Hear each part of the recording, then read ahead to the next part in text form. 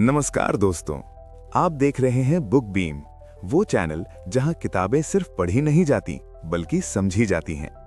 आज हम बात करने वाले हैं एक ऐसी किताब के बारे में जिसने दुनिया की सोच और आर्थिक व्यवस्था पर गहरा असर डाला। कार्ल मार्क्स की दास कैपिटल। ये किताब हमें बताती है कि पैसा कैसे पैदा होता है, मेहनत की असली कीमत क्या होती है और कैसे पूंजीवाद के सिस्टम में आम इंसान की मेहनत से सबसे ज्यादा फायदा कुछ ही लोगों को मिलता है। दास कैपिटल सिर्फ एक किताब नहीं है, बल्कि ये उस सच्चाई का आईना है जिसे हम रोज जीते हैं लेकिन समझ नहीं पाते। ये हमें सोचने पर मजबूर करती है कि क्या सच में मेहनत करने वाला इंसान सबसे ज्यादा मजबूत होता है या सिस्टम उसे कमजोर बना देता है। अगर आप ऐसी किताबें समझना चाहते हैं जो समाज, पैसा और सोच को बदलने की ताकत रखती हैं, तो बुक बीम आपके लिए ही है। वीडियो को अंत तक जरूर देखिए, क्योंकि यहाँ बातें आसान भाषा में और सीधे सच के साथ रखी जाती हैं। और दोस्तों, अगर आपको किताबों की दुनिया को गहराई से समझना पसंद है, तो बुक बीम चैनल को अभी सब्सक्राइब कीजिए, वीडियो को लाइक कीजिए और कमेंट में बताइए कि अगली कौन सी किताब आप देखना चाहते हैं। तो चलिए शुरू करते हैं दास कैपिटल की असली सोच और सच्चाई के साथ।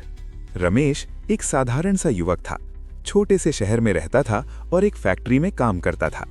रोज सुबह 7 बजे फैक्ट्री जाना, मशीन के सामने खड़े होकर घंटों काम करना और शाम को थका हुआ घर लौट आना, यही उसकी जिंदगी थी। उसे हर महीने समय पर तनख्वाह मिल जाती थी, इसलिए उसे लगता था कि सब ठीक है। लेकिन एक दिन फैक्ट्री के बाहर बैठकर उसने देखा कि उसी फैक्ट्री का मालिक नई लग्जरी कार में आया। लोगों ने बताया कि इस साल कंपनी को बहुत ज्यादा मुनाफा हुआ है। रमेश के मन में पहली बार एक सवाल उठा, अगर फैक्ट्री इतना कमा रही है तो मेरी जिंदगी वहीं की वहीं क्यों है। कुछ दिन बाद रमेश की मुलाकात एक बुजुर्ग किताबों वाले से हुई। उसने रमेश को एक किताब दी, दास कैपिटल। किताब मोटी थी, भाषा कठिन थी, लेकिन एक बात रमेश के दिल में बैठ गई। मजदूर अपनी मेहनत बेचता है, लेकिन उस मेहनत से पैदा हुआ मुनाफा उसका नहीं होता। धीरे धीरे रमेश को समझ आने लगा कि वो दिन भर मशीन चलाता है, लेकिन जो चीजें बनती हैं उनकी असली कीमत उसे कभी नहीं मिलती। उसे सिर्फ उतना पैसा दिया जाता है जितने में वो जिंदा रह सके, जबकि असली कमाई ऊपर बैठा मालिक करता है। अब रमेश को अपनी जिंदगी साफ दिखने लगी। वो आलसी नहीं था, वो नाकाम नहीं था, वो सिर्फ एक ऐसे सिस्टम में फंसा था जहां मेहनत की कीमत कम और मुनाफे की कीमत ज्यादा थी। लेकिन रमेश ने हार नहीं मानी। उसने खुद को समझाने के साथ साथ दूसरों से बात करना शुरू किया। अपने साथ काम करने वाले लोगों को बताया कि उनकी मेहनत बेकार नहीं है, बस उसकी सही कीमत नहीं मिल रही। उसने पढ़ना शुरू किया, सीखना शुरू किया और अपनी सोच बदलनी शुरू की। कुछ सालों बाद रमेश ने अपने जैसे लोगों के साथ मिलकर एक छोटा सा काम शुरू किया, जहां फैसले सब मिलकर लेते थे, मुनाफा सब में बराबर बंटता था और मेहनत करने वाला खुद को छोटा महसूस नहीं करता था। रमेश अमीर नहीं बना, लेकिन वो जागरूक बन गया, और यही दास कैपिटल की सबसे बड़ी सीख थी। समस्या इंसान में नहीं, सिस्टम में होती है, और जब इंसान सिस्टम को समझ लेता है तो बदलाव की शुरुआत वहीं से होती है। वस्तु और उसका मूल्य। चीजें महंगी नहीं होती, मेहनत सस्ती कर दी जाती है। हम रोज जिंदगी में सैकड़ों चीजें खरीदते हैं, मोबाइल, कपड़े, जूते, खाना, इंटरनेट पैक। हम बस इतना देखते हैं कि किसी चीज की कीमत कितनी है। अगर महंगी है तो हम सोचते हैं ब्रांडेड है, और अगर सस्ती है तो बोल देते हैं लोकल है। लेकिन दास कैपिटल यहीं से एक बड़ा सवाल खड़ा करती है, क्या किसी चीज की कीमत उसका टैग तय करता है या उसके पीछे लगी इंसानी मेहनत। कार्ल मार्क्स कहते हैं कि हर वो चीज जो बाजार में बिकती है उसे वस्तु यानी कमोडिटी कहते हैं, लेकिन हर वस्तु की दो पहचान होती है। पहली, उसका इस्तेमाल करने का काम, जैसे मोबाइल से कॉल करना, वीडियो देखना, पढ़ाई करना, इसे उपयोग मूल्य कहा जाता है। दूसरी पहचान होती है उसका बाजार में बिकना, यानी उसकी कीमत। यही वो जगह है जहां असली खेल शुरू होता है। आज के जेन ज़ी दौर में इसे समझना और आसान है। मान लो एक फैक्ट्री में सैकड़ों लोग दिन रात काम करते हैं। कोई स्क्रीन बनाता है, कोई चिप लगाता है, कोई पैकिंग करता है। इन सब की मेहनत मिलकर एक फोन बनता है। अब सवाल यह है कि उस फोन की कीमत सिर्फ उसके फीचर्स से बनती है या उन लोगों की मेहनत से भी बनती है। मार्क्स साफ कहते हैं कि किसी भी वस्तु का असली मूल्य उस औसत इंसानी श्रम से बनता है जो उसे बनाने में लगता है। लेकिन बाजार हमें यह सच दिखाता नहीं है। हमें लगता है कि कीमत ब्रांड तय करता है, ऐड तय करता है या ट्रेंड तय करता है। जबकि हकीकत यह है कि ब्रांड सिर्फ मेहनत को छुपाने का काम करता है। एक ही फैक्ट्री में बने 2 टी-शर्ट अलग अलग ब्रांड लगते ही एक सस्ती और दूसरी महंगी हो जाती है। टी-शर्ट नहीं बदली, मेहनत नहीं बदली, बदला सिर्फ नाम। मार्क्स इसे वस्तु पूजा जैसा बताते हैं, जहां हम चीजों को जादुई मान लेते हैं और उनके पीछे काम करने वाले इंसानों को भूल जाते हैं। हम बोलते हैं ये फोन बहुत प्रीमियम है, लेकिन ये नहीं पूछते कि इसे बनाने वाला मजदूर कितने घंटे काम करता है, उसे कितनी सैलरी मिलती है और उसकी जिंदगी कैसी है। इस तरह चीजें ज्यादा अहम हो जाती हैं और इंसान पीछे छूट जाता है। यहीं से पूंजीवाद की असली चाल समझ आती है। सिस्टम हमें सिखाता है कि कीमत बाजार तय करता है, जबकि असल में बाजार सिर्फ उस मेहनत की कीमत को कम करके दिखाता है। मजदूर जितना ज्यादा काम करता है उतना ज्यादा मूल्य पैदा होता है, लेकिन उसे उसका पूरा हिस्सा नहीं मिलता। हम चीज की कीमत देखते हैं पर उस मेहनत की कीमत नहीं देखते जो उसमें दबी होती है। आज की डिजिटल दुनिया में ये और भी साफ दिखता है। Food delivery, cab service, online platforms, सब जगह चीजें सस्ती दिखती हैं, लेकिन काम करने वाले लोग थक चुके होते हैं।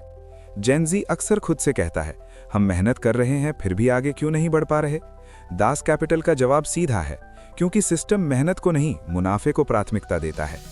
मार्क्स ये नहीं कहते कि चीजें बननी बंद हो जानी चाहिए, वे बस ये समझाना चाहते हैं कि जब तक हम वस्तु की चमक में उलझे रहेंगे और इंसानी मेहनत को नजरअंदाज करेंगे, तब तक असमानता बनी रहेगी। किसी चीज की असली कीमत तभी समझ आएगी जब हम उसके पीछे लगे इंसान को देखना शुरू करेंगे। इसीलिए वस्तु और उसका मूल्य सिर्फ एक आर्थिक कॉन्सेप्ट नहीं है, ये एक सोच है जो हमें सवाल पूछना सिखाती है। क्या हम सच में महंगी चीजें खरीद रहे हैं या सस्ती कर दी गई मेहनत का इस्तेमाल कर रहे हैं? और जब जेन ज़ी ये सवाल पूछना शुरू करता है, वहीं से सोच में बदलाव की शुरुआत होती है। श्रम शक्ति और मजदूरी। मेहनत बिकती नहीं, मेहनत करने की क्षमता बिकती है।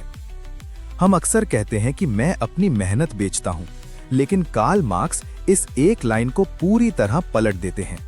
वे कहते हैं कि मजदूर अपनी मेहनत नहीं बेचता, बल्कि मेहनत करने की क्षमता यानी श्रम शक्ति बेचता है। ये फर्क छोटा लगता है, लेकिन यही फर्क पूरे पूंजीवादी सिस्टम की नींव है। इसे समझे बिना दास कैपिटल को समझना नामुमकिन है। आज की जेन ज़ी भाषा में समझें तो मान लो आप किसी कंपनी में जॉब करते हो। आप ऑफिस जाते हो, लैपटॉप खोलते हो, टास्क पूरे करते हो और महीने के अंत में सैलरी मिल जाती है। आपको लगता है कि आपने जितना काम किया उसकी कीमत आपको मिल गई। लेकिन मार्क्स कहते हैं कि कंपनी आपसे पूरा दिन की मेहनत नहीं खरीदती, बल्कि उस समय के लिए आपकी ताकत, दिमाग और ऊर्जा खरीदती है जिसे वो अपने फायदे के लिए इस्तेमाल कर सके। श्रम शक्ति की कीमत तय होती है आपकी जरूरतों से, आपकी मेहनत से नहीं। आपको इतनी सैलरी दी जाती है जिससे आप खाना खा सको, किराया दे सको, इंटरनेट चला सको और अगले दिन फिर काम करने लायक रहो। इसका मतलब साफ है, मजदूरी का मकसद आपको अमीर बनाना नहीं, बल्कि आपको काम के लायक बनाए रखना है। यहीं पर सिस्टम की सच्चाई सामने आती है। अब सवाल उठता है कि अगर कोई इंसान 8 घंटे काम करता है और कंपनी को करोड़ों का फायदा होता है, तो उसे उतना पैसा क्यों नहीं मिलता? क्योंकि मजदूरी उस मूल्य के हिसाब से नहीं होती जो आप पैदा करते हो, बल्कि उस न्यूनतम खर्च के हिसाब से होती है जिससे आपकी जिंदगी चल सके। जेन ज़ी अक्सर महसूस करता है कि वो बहुत मेहनत कर रहा है, फिर भी फाइनेंशियल फ्रीडम दूर क्यों है? दास कैपिटल इसका जवाब देता है, क्योंकि आपकी मेहनत की पूरी कीमत आपको दी ही नहीं जाती। आज के समय में ये बात और साफ दिखती है। Startup culture, freelancing, gig economy, सब जगह फ्लेक्सिबिलिटी का टैग लगाया जाता है, लेकिन असल में इंसान ज्यादा समय काम करता है, ज्यादा स्ट्रेस झेलता है और बदले में बस इतना पाता है कि अगला महीना निकल जाए। सिस्टम स्मार्ट बन गया है, लेकिन लॉजिक वही पुराना है। श्रम शक्ति सस्ती, मुनाफा महंगा। मार्क्स बताते हैं कि मजदूर और मालिक के बीच रिश्ता बराबरी का नहीं होता। कागज पर कॉन्ट्रैक्ट होता है, लेकिन असल में मजबूरी होती है। मजदूर के पास बेचने के लिए सिर्फ उसकी श्रम शक्ति होती है और मालिक के पास पूंजी होती है। यही असंतुलन मजदूरी को नियंत्रित करता है। जेन ज़ी इसे तब महसूस करता है जब वो कहता है कि अगर मैं ये जॉब छोड़ दूं तो दूसरा क्या मिलेगा। ये टॉपिक हमें खुद को दोष देना बंद करना सिखाता है। हम अक्सर सोचते हैं कि हम पर्याप्त स्मार्ट नहीं हैं या मेहनत कम कर रहे हैं, लेकिन दास कैपिटल कहती है कि समस्या इंसान में नहीं, सिस्टम में है, जहां मेहनत करने वाला हमेशा कमजोर पोजीशन में रखा जाता है।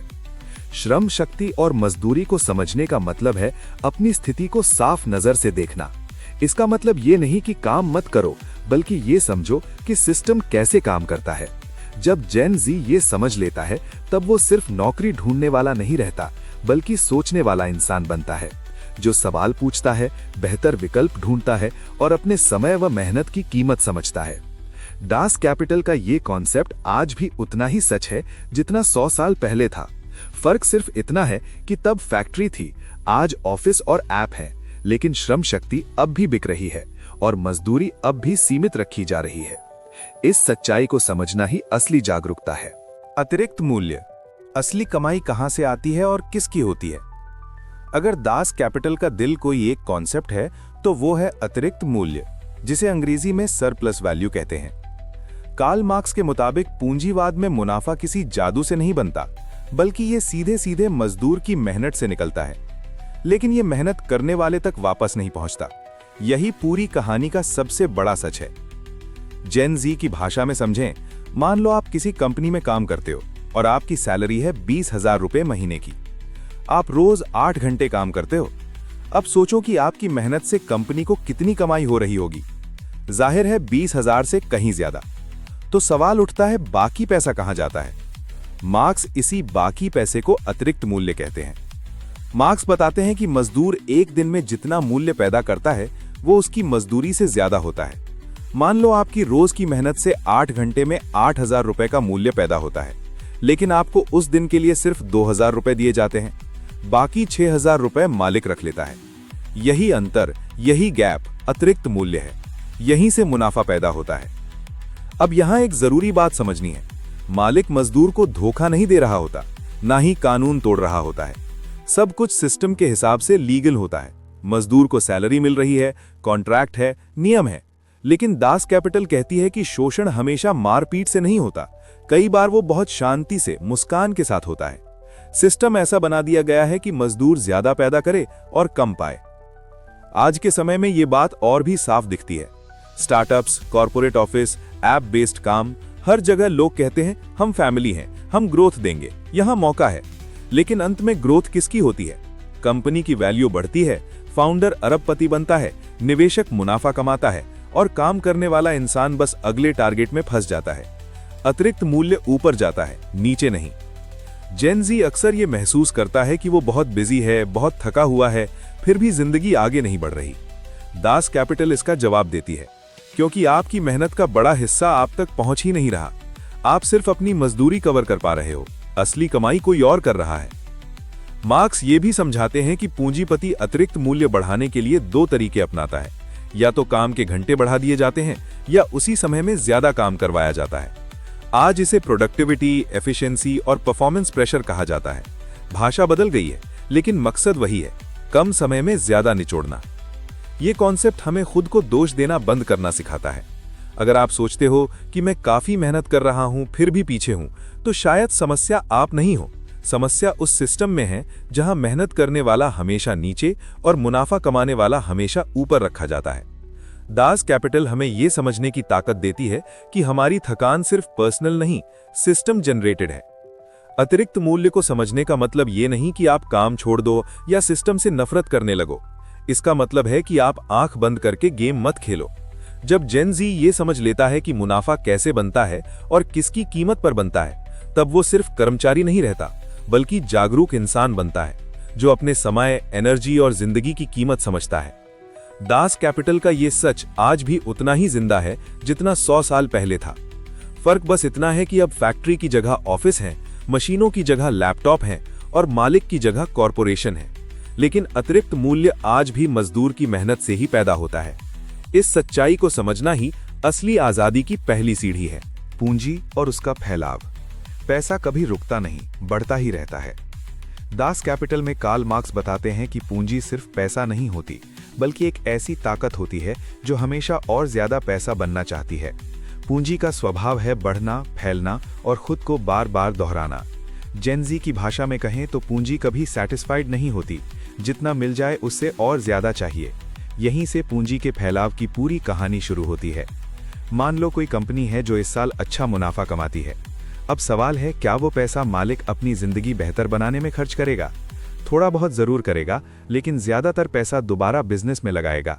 नई मशीनें आएंगी, नई टेक्नोलॉजी आएगी, ऑटोमेशन बढ़ेगा। बाहर से देखने पर लगेगा कि कंपनी ग्रो कर रही है, लेकिन अंदर काम करने वाले लोगों की हालत ज्यादा नहीं बदलती। उनकी सैलरी थोड़ी बढ़ सकती है, लेकिन उनकी जिंदगी की अनिश्चितता बनी रहती है। मार्क्स कहते हैं कि पूंजी का मकसद इंसान की जरूरत पूरी करना नहीं, बल्कि मुनाफा पैदा करना होता है।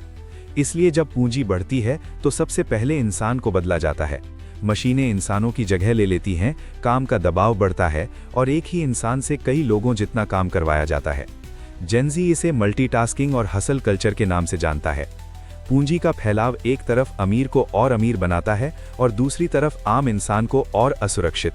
बड़ी कंपनियां छोटी कंपनियों को निगल जाती हैं। एक समय आता है जब कुछ ही कॉरपोरेशन पूरे बाजार को कंट्रोल करने लगती हैं। इसका असर सीधा रोजगार पर पड़ता है। विकल्प कम होते जाते हैं और इंसान मजबूरी में वही काम स्वीकार करता है जो मिल जाए। आज के डिजिटल दौर में ये प्रक्रिया और तेज हो गई है। स्टार्टअप्स जल्दी जल्दी स्केल करना चाहते हैं, निवेशक जल्दी मुनाफा चाहते हैं। इसका दबाव नीचे काम करने वाले लोगों पर आता है। लंबे घंटे, अनिश्चित भविष्य और लगातार ये डर कि अगर परफॉर्म नहीं किया तो बाहर। पूंजी बढ़ रही होती है, लेकिन इंसान थकता जा रहा होता है। मार्क्स ये भी बताते हैं कि पूंजी का फैलाव बेरोजगारी को भी जन्म देता है। जैसे जैसे मशीनें और टेक्नोलॉजी आती हैं, वैसे वैसे इंसानों की ज़रूरत कम होती जाती है। बाहर बैठे बेरोजगार लोग अंदर काम करने वालों पर दबाव बनाते हैं। इससे सैलरी नीचे रहती है और काम की शर्तें और कठोर होती जाती हैं। जेनजी इसे तब महसूस करता है जब वो सोचता है, अगर मैं नहीं करूंगा तो कोई और कर लेगा। इस पूरे सिस्टम में अमीर और गरीब के बीच की दूरी लगातार बढ़ती जाती है। ऊपर बैठे लोगों के पास निवेश, नेटवर्क और सुरक्षा होती है। नीचे काम करने वाले लोग महीने से महीने जीते हैं। पूंजी का फैलाव बराबरी नहीं लाता, बल्कि असमानता को और मजबूत करता है। मार्क्स ये नहीं कहते कि विकास बुरा है। वे कहते हैं कि जब विकास का कंट्रोल कुछ लोगों के हाथ में हो और उसका मकसद सिर्फ मुनाफा हो, तो समाज असंतुलित हो जाता है। पूंजी अपने आप में निर्दोष नहीं होती, क्योंकि वो इंसानों के फैसलों से चलती है। जब इंसान को सिर्फ एक रिसोर्स की तरह देखा जाता है, तब समस्या पैदा होती है। जेनजी के लिए इस टॉपिक की सबसे बड़ी सीख ये है कि सिस्टम को समझो। खुद को बेकार मत समझो अगर मेहनत के बाद भी सब हासिल नहीं हो रहा। हो सकता है कि आप एक ऐसे खेल में हो जहां नियम पहले से तय हैं। पूंजी और उसका फैलाव हमें ये सिखाता है कि सिर्फ मेहनत काफ़ी नहीं, जागरूकता भी ज़रूरी है। दास कैपिटल का ये कॉन्सेप्ट आज भी जिंदा है। फ़र्क बस इतना है कि फैक्ट्री की जगह ऑफिस हैं और मशीनों की जगह एल्गोरिदम है। लेकिन पूंजी अब भी बढ़ रही है, फैल रही है, और सवाल वही है, इस ग्रोथ की कीमत कौन चुका रहा है? पूंजीवाद का संकट। जब सिस्टम खुद अपनी समस्या बन जाता है।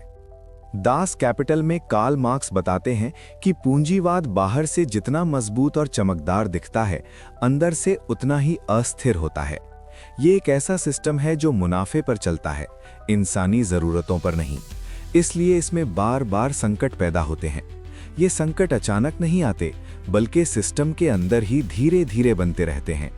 जेन जी के लिए इसे समझना जरूरी है, क्योंकि यही संकट उनकी नौकरी, भविष्य और मानसिक शांति को सबसे ज्यादा प्रभावित करते हैं। मार्क्स कहते हैं कि पूंजीवाद की सबसे बड़ी समस्या है अधिक उत्पादन। कंपनियां ज्यादा से ज्यादा सामान बनाती हैं ताकि ज्यादा मुनाफा कमा सकें, लेकिन आम लोगों की खरीदने की ताकत उतनी तेजी से नहीं बढ़ती, क्योंकि उनकी मजदूरी सीमित रहती है। नतीजा ये होता है कि बाजार में चीजें तो बहुत होती हैं, लेकिन खरीदने वाले कम।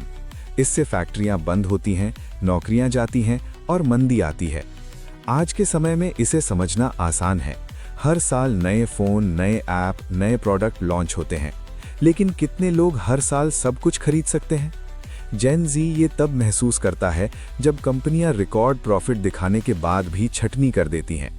बाहर से ये फैसला अजीब लगता है, लेकिन दास कैपिटल बताती है कि संकट में सबसे पहले इंसान को हटाया जाता है, क्योंकि सिस्टम के लिए इंसान लागत होता है और मुनाफा प्राथमिकता। पूंजीवाद का एक और बड़ा संकट बेरोजगारी है। जैसे जैसे टेक्नोलॉजी बढ़ती है, मशीनें और सॉफ्टवेयर इंसानों की जगह लेते जाते हैं। इससे कुछ लोगों की उत्पादकता बढ़ती है, लेकिन बहुत से लोग सिस्टम से बाहर हो जाते हैं। बाहर खड़े बेरोजगार लोग अंदर काम करने वालों पर दबाव बनाते हैं। इससे सैलरी नीचे रहती है और काम की शर्तें और कठोर हो जाती हैं। ये एक ऐसा चक्र है जो खुद को दोहराता रहता है। मार्क्स ये भी बताते हैं कि पूंजीवाद में संकट सिर्फ आर्थिक नहीं होते, बल्कि मानसिक और सामाजिक भी होते हैं। अनिश्चित भविष्य, लगातार प्रतियोगिता और नौकरी खोने का डर इंसान को अंदर से तोड़ देता है। जेन ज़ी में बढ़ती चिंता, बर्नआउट और असुरक्षा इसी सिस्टम का साइड इफेक्ट है। सिस्टम मुनाफा गिनता है, लेकिन इंसान की थकान नहीं। पूंजीवाद का एक और विरोधाभास ये है कि ये बराबरी का वादा करता है, लेकिन असमानता पैदा करता है। कुछ लोगों के पास बहुत ज्यादा संसाधन इकट्ठा हो जाते हैं, जबकि ज्यादातर लोग बुनियादी जरूरतों के लिए जूझते रहते हैं। जब ये असमानता एक सीमा से आगे बढ़ जाती है, तो समाज में असंतोष, विरोध और अस्थिरता पैदा होती है। इतिहास में ऐसे कई उदाहरण हैं जहां आर्थिक संकट ने सामाजिक बदलाव को जन्म दिया। मार्क्स का मानना था कि पूंजीवाद अपने ही नियमों से खुद को कमजोर करता है। मुनाफा बढ़ाने की होड़ में ये मजदूर को कमजोर करता है, लेकिन वही मजदूर बाजार का ग्राहक भी होता है। जब ग्राहक के पास पैसा नहीं रहेगा तो सिस्टम कैसे चलेगा? यही आंतरिक टकराव पूंजीवाद को संकट में डालता है। ये समझना जरूरी है कि मार्क्स ये नहीं कह रहे थे कि संकट आने का मतलब दुनिया खत्म हो जाएगी। उनका कहना था कि संकट ये दिखाते हैं कि सिस्टम परफेक्ट नहीं है। हर संकट एक सवाल खड़ा करता है, क्या इंसान के लिए सिस्टम बदला जाएगा या इंसान को सिस्टम के हिसाब से झुकाया जाएगा? जेन ज़ी के लिए दास कैपिटल का यह आखिरी मैसेज बेहद अहम है। अगर आप महसूस करते हो कि भविष्य अनिश्चित है, मेहनत के बाद भी सुरक्षा नहीं है, तो शायद आप अकेले नहीं हो। शायद आप एक ऐसे सिस्टम का हिस्सा हो जो बार बार खुद को तोड़ता और फिर जोड़ता है। इस सच्चाई को समझना निराशा नहीं, बल्कि जागरूकता देता है। पूंजीवाद का संकट हमें ये सिखाता है कि सवाल पूछना गलत नहीं है। जब सिस्टम इंसान से बड़ा बन जाए, तब बदलाव की जरूरत होती है। दास कैपिटल हमें यही सोचने की ताकत देती है कि बेहतर दुनिया सिर्फ मेहनत से नहीं, बेहतर सिस्टम से बनती है।